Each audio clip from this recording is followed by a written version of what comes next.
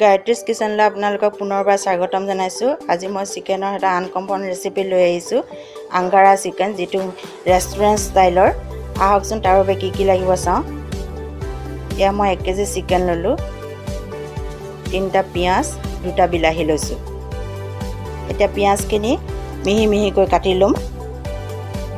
আপোনালোকে মোৰ ভিডিঅ'বিলাক চাই পেলাই ভাল পালে লাইক কৰিব, কমেণ্ট কৰিব, লগতে যিসকল নতুন ভিউৱাৰ্ছ তেখেতসকলে মোৰ চেনেলটো ছাবস্ক্ৰাইব কৰি দিব। এতিয়া মই গেছত এখন কেৰাহী পাতি তাতে কেইটামান গৰম মছলা দি দিলোঁ, 3টা জলকীয়া দিছোঁ। এইকেইটা অকণমান সময় ভাজি ল'ম। ইয়াতে 1 টেবুল চামুচ গোটা ধনিয়া দিলোঁ। ধনিয়াকেইটা অকণমান ভাজ খাবলৈ দিম। এতিয়া ইয়াত দিলোঁ 1 চাহ চামুচ গোটা জিৰা আৰু কেইটামান জালুক। এতিয়া গোটেইখিনি মই ধুনীয়া এটা গোন্ধ ওলোৱালৈকে ভাজি ল'ম।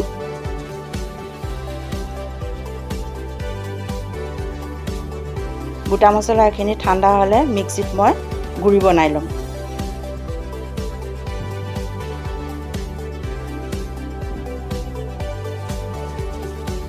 এতিয়া কেৰাহীত মই 1 টেবুল চামুচ ৰিফাইন তেল দিছোঁ। তেল গৰম হ'লে তাতে কাটি লোৱা পিঁয়াজখিনি ভাজি ল'ম। পিঁয়াজখিনি ব্ৰাউন কালাৰ হোৱালৈকে ভাজিব লাগিব। আপোনালোকে চাব যাতে পিঁয়াজখিনি ভাজি থাকোঁতে পুৰি নাযায়। পিঁয়াজ পুৰিলে তিতা তিতা লাগে খাবলৈ।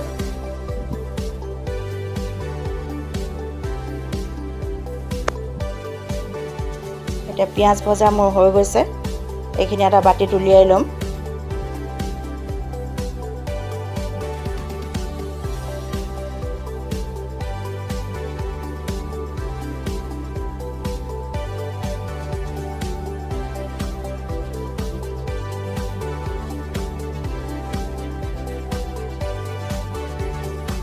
পিঁয়াজ ঠাণ্ডা হ'লে মিক্সিত মই পিঁয়াজ আৰু বিলাহীৰ এটা ফাইন পেষ্ট বনাম।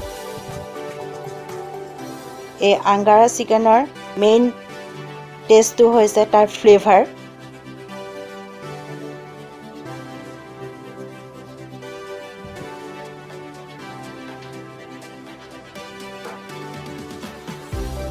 এতিয়া দেখিছে ইয়াত এটা ফাইন পেষ্ট বনাই ল'লোঁ। মই এটা বাতিত 2 টেবুল চামুচ দৈ লৈছোঁ। তাতে 1 টেবুল চামুচ আদা নহৰু পেষ্ট দিলোঁ।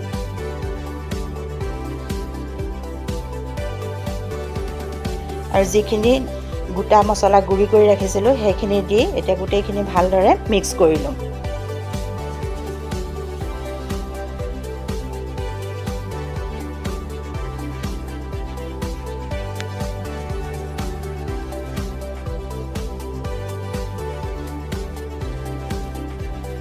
এতিয়া চিকেনত 1 চাহ চামুচ নিমখ দিলোঁ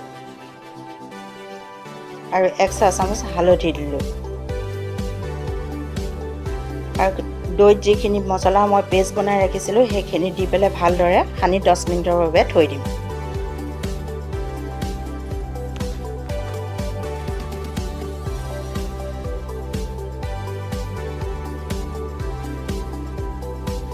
এতিয়া 10 মিনিটৰ পাছত মই গেছত অন্য এখন কেৰাহী পাতি তাতে ৰিফাইন তেল দি দিলোঁ। তেল গৰম হ'লে মাংসখিনি ভালদৰে ভাজি ল'ম।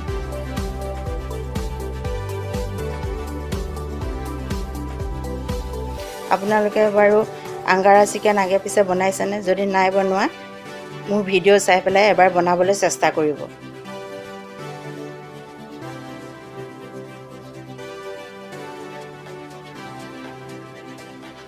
এতিয়া গোটেইখিনি মাংস দি ভালদৰে লৰাই 10 মিনিটৰ বাবে মই ঢাকি দিম। গেছটো মিডিয়াম ফ্লেমত ৰাখিব, মাজে মাজে লৰাই থাকিব।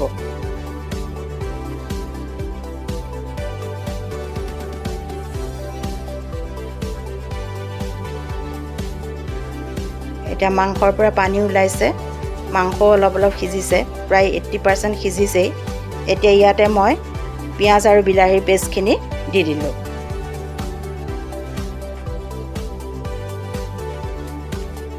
লগত দি দিলোঁ 1 টেবুল চামুচ কাশ্মীৰী জলকীয়া গুড়ি কালাৰৰ বাবে। এতিয়া গোটেইখিনি ভালদৰে মিক্স কৰি পেলাই আকৌ মই 20 মিনিটমান সময়ৰ বাবে ঢাকি দিম।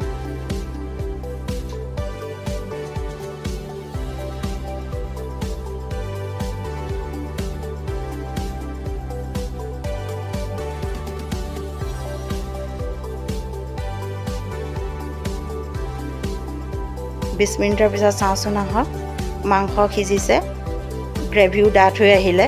আপোনালোকে গ্ৰেভিটো নিজৰ ইচ্ছা অনুসৰি ৰাখিব, কিন্তু এই মাংস পনীয়া হ'লে খাবলৈ বেয়া হয়।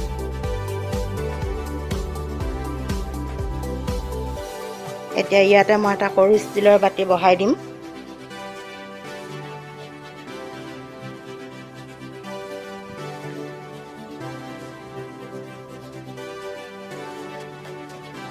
দুটুকুৰা এঙাৰ গৰম কৰি ৰাখিছিলোঁ, বাতিটোত দি 1 চামুচ গৰু ঘিউ দি পেলাই ঢাক মাৰি দিম, যাতে তাৰ স্মোকটো চিকেনত সোমাই যায়।